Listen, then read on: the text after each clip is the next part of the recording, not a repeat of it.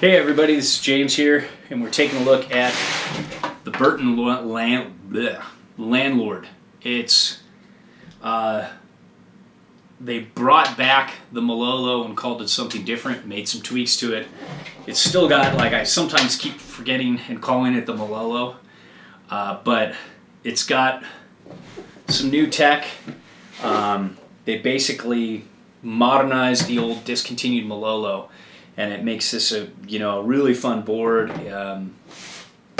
Let's take a look at how this breaks down. So you look from tip to tail, you can see that there's a lot of camber here. The camber starts at the back foot, and like with some boards, kind of stop right here with their S-rocker. There's all different kinds of S-rocker with Burton.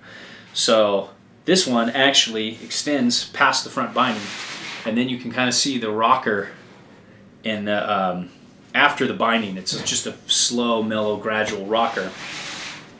What that does is, I don't know the specifics of the tech. There's more that I'm missing about this with the side cut, with the way this was shaped, but it feels on a groomer day a little bit more like a double ender. Because this has a significant taper. I think it's like 15 to 17 millimeters, maybe something like that.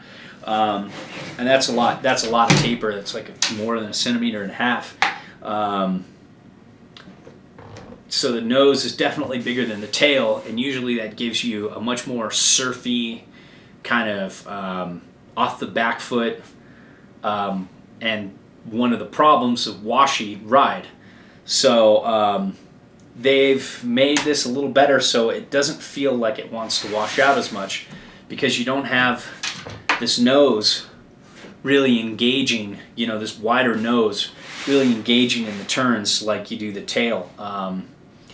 So it feels a little more similar. It's still definitely a surfy, setback, directional ride. It's just a little less washy and a little more fun on a groomer day. It's a nice balance between, or it's a nice balance for somebody who loves powder, mainly wants to ride powder, but can't always get it, and often finds themselves on groomers of all conditions. And it's got good enough edge hold, good edge hold, really solid middle ground edge hold that can handle itself in most conditions. It's got a big setback, but it's just a really fun board, and I'll show you the difference. Let's see, where is it? Come here, buddy. Here's the Barracuda, which is another S-rocker board, and you can see how there's a big camber bump basically over the binding, the rear binding, and then after that it just kind of rockers. The whole thing's a rocker board.